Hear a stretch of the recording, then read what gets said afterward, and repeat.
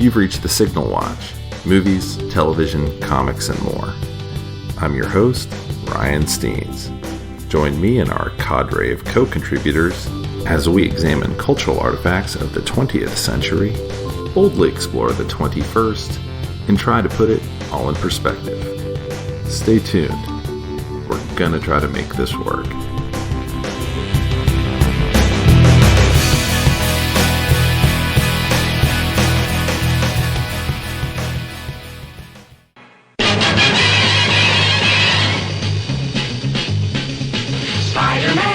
SpiderMan does whatever a spider can.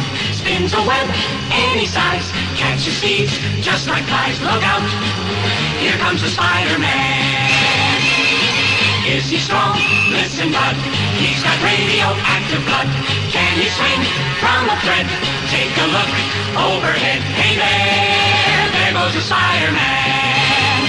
In the chill of night at the sea. Hi, and welcome back to the Signal Watch. As always, I'm your host, Ryan Steens, and with me today is... Jamie Steens. And we are talking today about Night Monkey. Night Monkey the movie. Night Monkey, Far From Home. We're talking about Spider-Man, Far From Home, which we just saw, and I'm hoping that we will talk about this in such a way that I don't have to actually edit this podcast. Fingers crossed. I just want to get it out there, share with the world. Try not to mess up. Right. So, Spider-Man, Far From Home. Jamie. Again, Marvel has done this thing where they drop a really dense, emotional movie and then follow it up with something really fun and light while still referencing it. Right.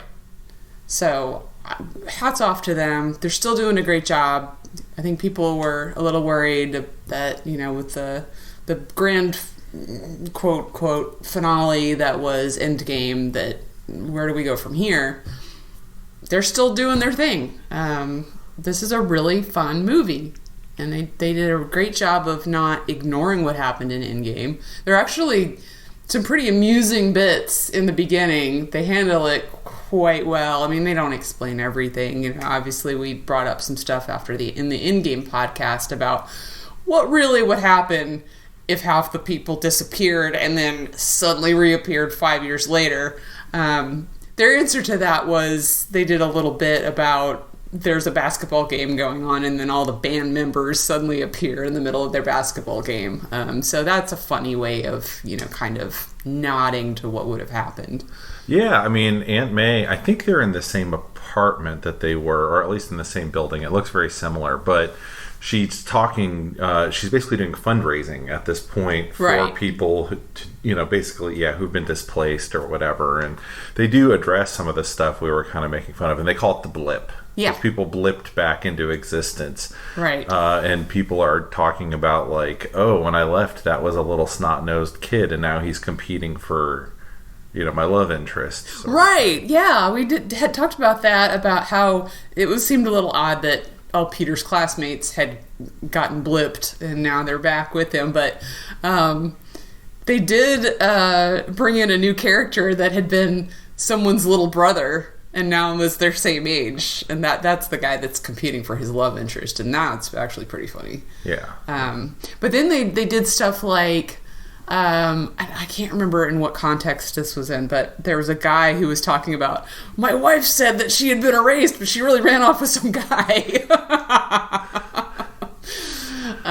So yeah, stuff like that. And then of course they did address, and a huge part of this movie is Iron Man's gone. He was kind of the leader of the Avengers. Who's going to take his place? Mm-hmm. There's a huge theme in this movie. Right, yeah. So Peter is still like 16, 17 in this movie. He said he was 16 in this movie. I think he was 15 in the first one. Right. And he's trying to find his place in kind of this post-Endgame world. Like you just said, you know, Tony's gone. And the film is full of images and actually starts with another great, whatever their high school is, like morning TV, you know, video shot, which... One of the things you said when we walked out that I totally agree with is this movie deals with teens in a very real way. Yeah. I don't know if you wanted to... No, I mean, a lot of times they cast actors that are too old looking. Their dialogue is not natural. It doesn't seem like something that kids would say. And the way that they just, like, everything is just so dorky. And so, I mean, even, like, MJ and Peter's relationship, like, they don't know how to talk to each other. They are, and especially because they're in this smart school, so they're nerds on top of being dorky teenagers. They're just really awkward. Mm-hmm. And in such a realistic way. And both of the actors, I mean, I know Tom Holland's aged a little bit, but he's still got a baby face. Mm-hmm. Zendaya, who I think the love interest in the first movie, she was probably age appropriate, but she looked too old for him. She just did. Mm. And she looks actually appropriate for him. It's very cute. And they're just so, I mean, both of them, they're crushing on each other, but the whole movie don't even know how to talk to each other. So they basically don't even say much until the end. Yeah. And it's just, I don't know. I just thought that was really realistic. But yeah, like the video that they produced, their morning show is so hilarious because it's so bad. Yeah. Yeah. So I was reading Spider-Man comics. I got into Spider-Man in like the mid 80s, probably about 85, 86, something like that. And this is significantly different. If you watch the old Tobey Maguire Spider-Man, that feels more to me closer to the Spider-Man I know. Like, he's kind of lonesome. He's living in a crappy apartment. You know, he's kind of moved into adulthood. Mm-hmm. That's kind of the Spider-Man I knew. But during that era, he was pretty much just he and Mary Jane. Like, they were she knew who he was and all of that. And they got married shortly after I started reading comics. But everybody else is used very, very differently. I wouldn't say the villain here is used differently. The villain's actually really spot on from what I remember from the comics. But Betty Brant was J. Jonah Jameson's secretary, whom in the Steve Ditko drawn comics was kind of this like long-suffering. I think she was a high school dropout, but when Peter's going then to the Daily Bugle to go sell his photos, she's always there, and she I believe was like his first crush in the comics. It might have been Lizelle, but I'm 90% certain it was Betty Brant. Mm-hmm. Ned Leeds showed up and was the Hobgoblin around the time I read the comics. So while I would love to see this actor playing the Hobgoblin at some point in the future, I love what they're doing with Ned here. But he was a reporter in the comics. Yeah. Totally different. But they do finally bring in J. Jonah Jameson at the end of it. I don't want to talk about that too much. Sure. Because we'll just be rehashing the plot. But yeah, it's weird to me how it feels totally like Spider-Man in his relationships and like trying to be a better person and kind of having these conflicts. That's always the thing about Spider-Man was he wanted to be a hero, but he also wanted to go on a date. Mm-hmm. And he wanted to take care of Aunt May. And he had all these things pulling at him. And that was really what made Spider-Man, even in the Marvel Universe, which was much more realistic than DC, with Clark Kent just kind of bebopping his way through mid-century America. Peter had problems, and this very much feels like that. His secret identity matters in these movies quite a bit. Well, and to tie it back to the current Marvel Universe timeline, or MCU movie timeline, sorry. He's just gone through a huge trauma. Mm-hmm. He just keeps saying, I just want to go on vacation. He doesn't want to pack his Spider-Man suit to go on his school trip. And then Aunt May shoves it in there. Yeah. So yeah, they use what's happening in the current continuity to go along with that. Yeah. Yeah. Yeah, and talk about something that's majorly changed is Aunt May. Like, I love what they did. I mean, as much as I loved the, elderly Aunt May and how they dealt with it in the Sam Raimi movies in particular, But I mean, Marissa Tomei in these is absolutely fantastic. She's great, and it was probably just assumed in the original run of Spider-Man that Aunt May was like a great aunt. No, she was Really? supposed to be Because his father's sister-in-law. That Uncle Ben was a much older brother. okay, but he would have had to have been really old. I mean, It never made any sense. yeah. So I'm saying this makes more sense. Yes, she is age appropriate yes. to be an aunt to a 16-year-old. Yeah. And I don't want to get too much into it, but if you look at what people looked like in their 40s and like the 1950s, That's true. like, Yeah, just, push that forward another 10 years. hard living. Yeah. Yeah. But yeah, I mean, in those old comics, she's always like needing heart pills, and you can't tell her he's Spider-Man or she'll die because her heart's too weak, and all this stuff, which they've more or less written out of the comics now. So another thing that I noticed, talking about how Spider-Man is like the same.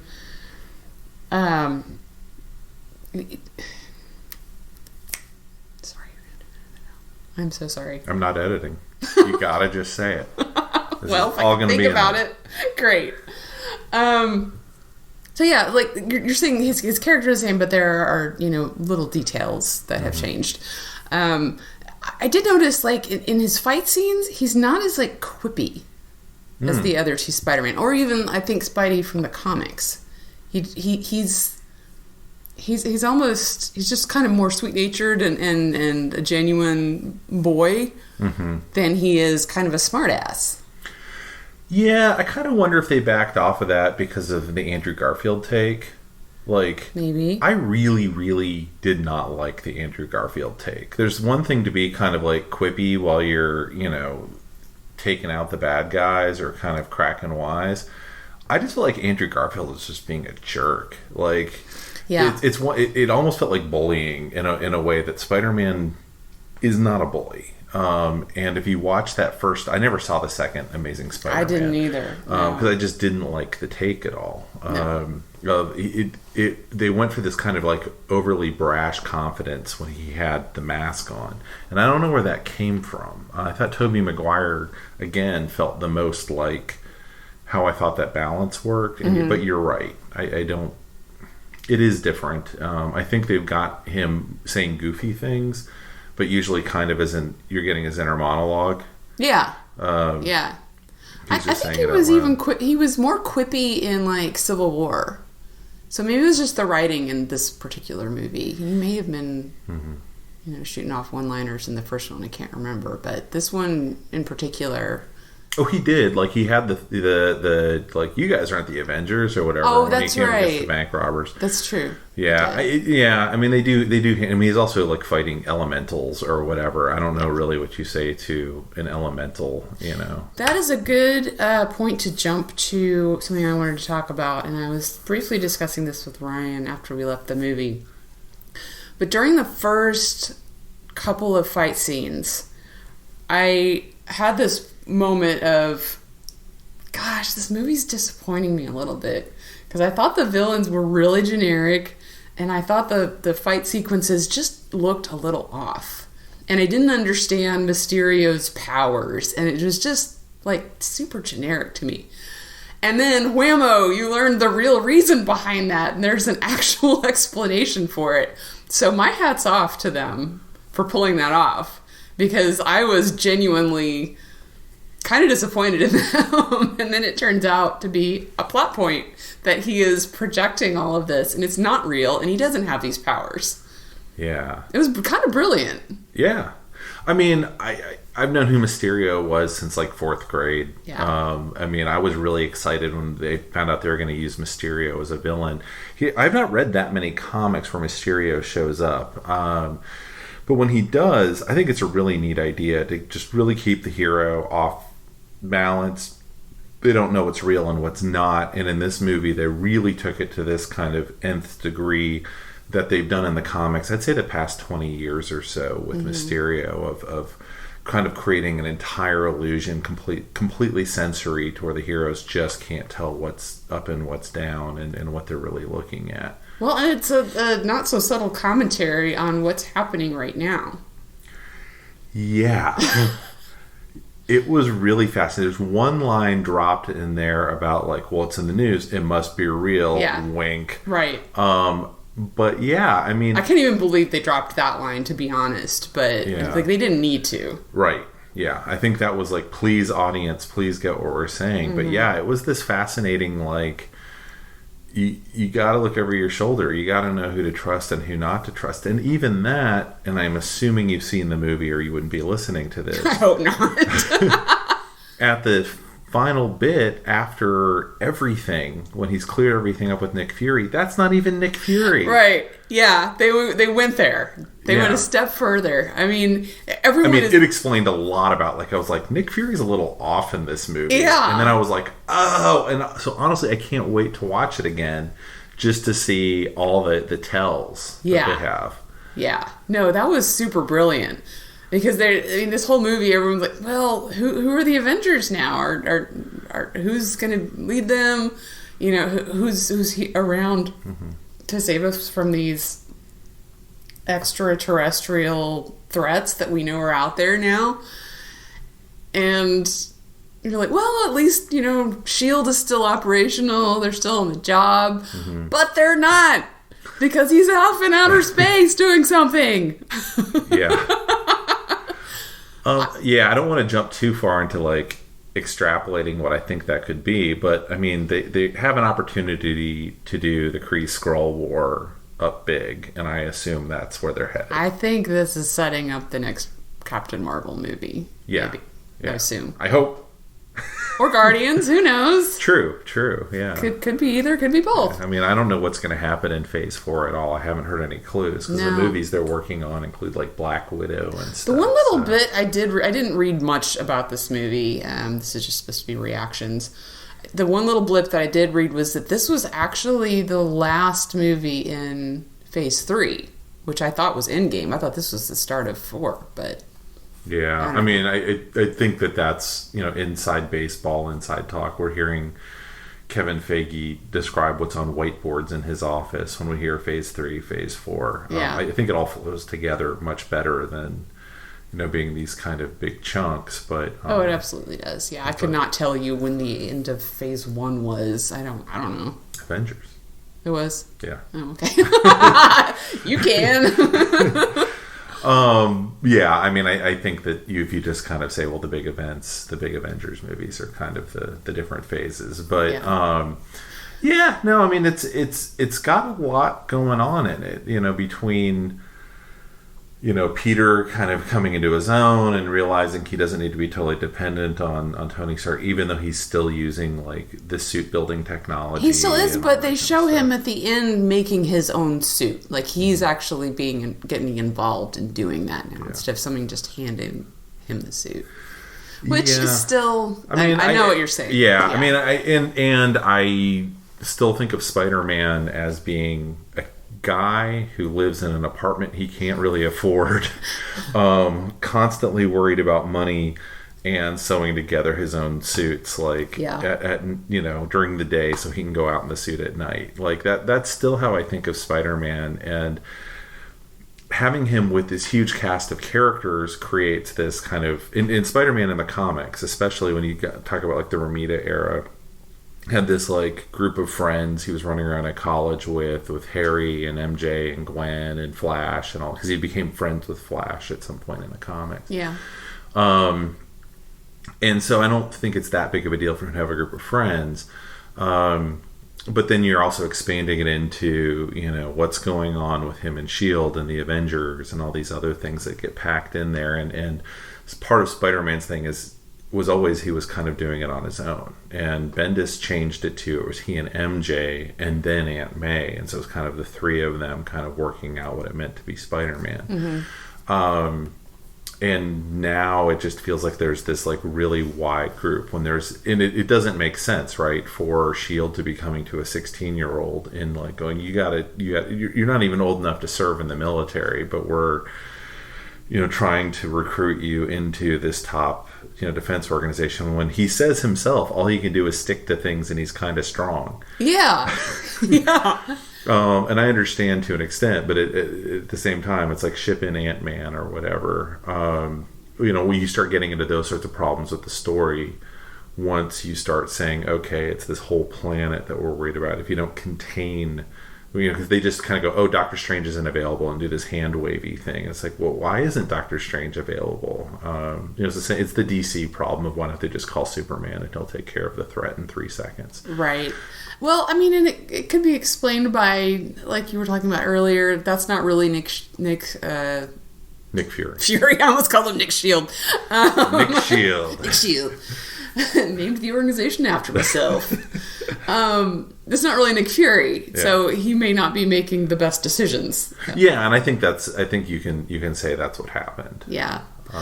And I mean, there could have also been some manipulation on Mysterio's part if he knew he was getting glasses and that was his goal, is to get the glasses from him. I don't know. Yeah.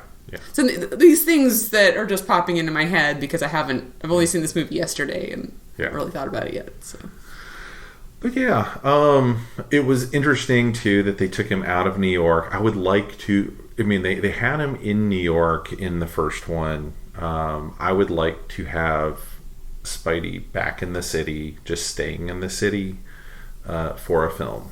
At this point, like, we've had him in outer space, we've had him doing in Berlin everything already. but what I think of Spider-Man doing. He's not clinging to the outside of airplanes, not all of these other things. It's like, I want to see him punch the Scorpion, in front of a bank somewhere in Queens or somewhere in Brooklyn. Like, let's see it. That's what I want to see. So. Well, I mean, as bad as they were, that's kind of what we got in the Andrew Garfield movies. Poorly executed, but I mean, that's what he was doing in New York, fighting his baddies. Yeah. So maybe they were trying to get away from that. I think that's probably true. I think they said there have been 5 movies of this already. Right. We can take him out of that. And I also understand Marvel is a global... 6 movies. He had one before this. Yeah, but I meant pre. Oh, okay. Yeah. Because there's already been, I think they said 5 movies he's been in. He's been in Civil War, 2 Avengers. Oh, yeah, you're right. And this is his second Spider-Man. So there's been 5. Yeah. He's already been in 5 movies. Yeah. So these people are all signing like 10 movie contracts. But anyway, what I was going to say is, no, they are. I read that Anthony Mackie had when he signed up for. Well, I hope Avengers. that Sam Jackson is getting paid because dude's been in 3 Marvel movies this year. Oh no, he's doing okay. You don't need to worry about Sam Jackson's livelihood at this point. But yeah, I mean, it's now I'm gonna have to edit myself. It's okay. Because it is a global enterprise, they do feel like they've got to show other countries, right? You've got to kind of constantly say, now we're in Seoul for some reason, now we're in Prague for some reason, now we're in London, so you can. And I know that helps. They've done their test markets and all of that, and they know that it helps to actually show those countries. Sure. I have no problem with that, but I do understand what you're saying about Spider-Man being a very New York character. Well, and if they want to say he's the friendly neighborhood Spider-Man, and that's what he wants to be, they have to give him an opportunity to do that. Yeah. So we'll see what comes. I think the next movie will, or however they're going to pursue the current storyline. I mean, they can't wait more than a year or 2 to get out another Spider-Man movie based on how this one ends. Would be my guess. Oh, yeah. Unless they do another Avengers movie before then. Yeah. I mean, so Spider-Man was unmasked in the comics, but not until Civil War in the comics. He was on Tony Stark's side, and he had the Iron Spider costume, which had the extra arms and all of that on it, and went in front of everybody and removed his mask and said, "I'm Peter Parker." Part of why it makes me nervous of them doing it is, of course, I had a very bad reaction to the One More Day storyline in Spider-Man, which it was just dumb. There was at the time, Spider-Man and Mary Jane had been married in the comics for decades, like 20 years or something like that. And somehow the editors decided people don't relate to Spider-Man if he's married. Well, in the comics, MJ as a job was like a supermodel. And they're like, how can this guy be this poor schlub of a dude if every night he's going home to Cindy Crawford, right? Which is a terribly sexist thing to think, but that was kind of, the thinking. I mean, he's going home to someone who loves him, who is wonderful and beautiful and supports him in his spitiness, right? So they decided they were going to do what comics do and just magic something away and try and retain continuity. So Aunt May gets shot as a result of people figuring out that, knowing that he's Spider-Man. And he makes a deal literally with the Marvel Comics devil named Mephisto. And everyone forgets he's Spider-Man, except for, I think, maybe Aunt May. But MJ and he are suddenly magically were never a thing. Oh my God. And that was how they got them divorced without getting them divorced. And that's when I gave up on the Spider-Man comic. I don't blame you. I was like, I came into Spider-Man totally rooting for MJ and all that. And at that point, I'd already been married for like 10 years. So I was like, yeah, I can kind of relate to someone being married. I'm okay with it. And they kind of pulled the rug out from under, and I was like, yeah. And I just, every time I try and dip back into the Spider-Man comics, even when they're pretty good, it just feels like the core's been taken out for me. Mm-hmm. I still enjoy the older comics when I have gone back and reread them. I still like the old Green Goblin stuff and the Steve Ditko stuff. And when I've reread Kraven's Last Hunt a few times, I think that that's an amazing comic. And frankly, I'd rather they go there with the stuff than having Mephisto show up in the Marvel Universe movies would just be a mess, in my opinion. But we'll see what they do with it. I'm just glad to see J. Jonah Jameson showed up at the end, and Mysterio actually kind of won the day, which was so Spider-Man. Like, he won, but he didn't. And that's the most Spider-Man thing that can happen. So, I did notice that I think this was the first time they mentioned the multiverse. Was it? Yeah, and in fact, they used the comics numbering system, I believe. Earth 616 was the primary universe, and that was based on old street numbers of where offices were. Yeah.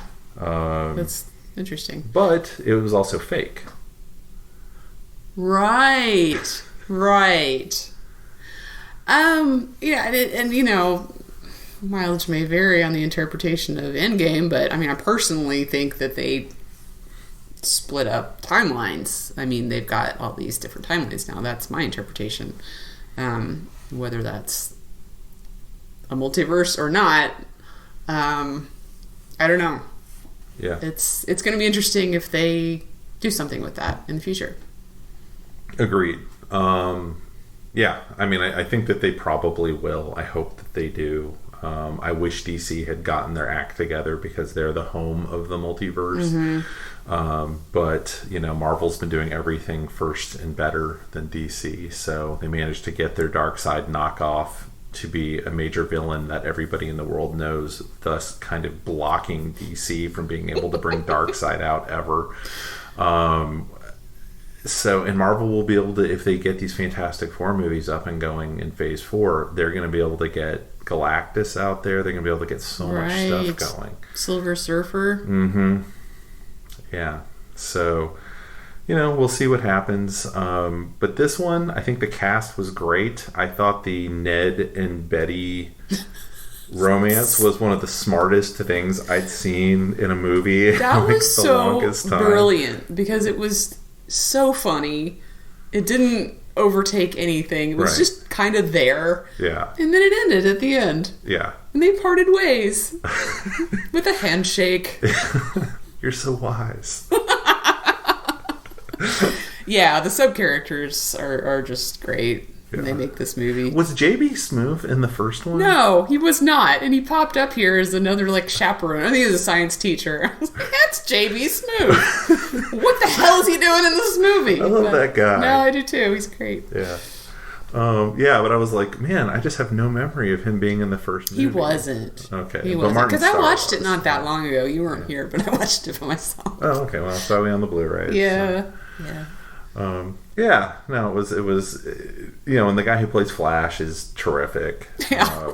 It's totally different. I mean, in some ways it's totally different. He actually really reminds me of the Steve Ditko version of Flash, who was just kind of just a smarmy jerk. Like, you just understood why, puny Parker just like wanted to just like, oh, I could just strangle that guy. But he just, But he loved Spider-Man. That was always the killer thing in the comics. Yeah, well, they definitely bring that out here. Yeah. I love that guy. Anyway, that's all I'm going to say about the movie. We probably went on way longer than I intended to. Oh, that's okay. But it's a much like the Ant-Man movies were. It was kind of a good palate cleanser for after these very dark, kind of heavy movies. Mm-hmm. And I very much look forward to seeing what they do with Spidey next, even though it is no relation to what I think of in many ways to Spidey in the comic. That's okay, though. It's a fresh take on it, and I'm okay with that. Yeah, I mean, if they tried to do Captain Marvel straight, we all would have lost our minds trying to watch that movie. So I'm glad that we're getting these kind of new interpretations that really do work very, very well. Yep. Any last words? I don't think so. Okay. Sorry, it's late and my brain's not working, so. All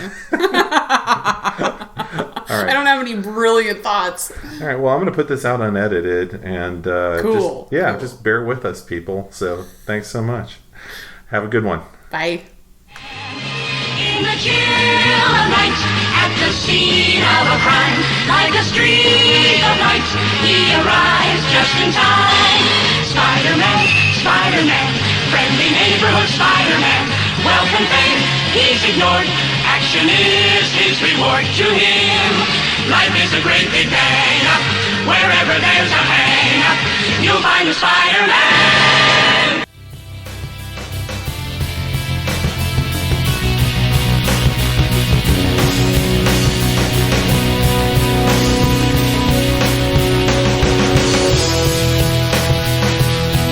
That about wraps it up for this edition of The Signal Watch, a production of the League of Melbotus. Thanks for sticking with us. If you enjoyed this podcast, we invite you to drop on by the Signal Watch blog, where you'll find write-ups of a wide variety of movies and more. You can drop comments on this podcast and let us know what you think. We do have a Signal Watch Patreon, and if you're so moved, we'd most certainly appreciate your support. We'll be back soon with more exceedingly high-quality content. So, until next time, God damn it, babies. You've got to be kind.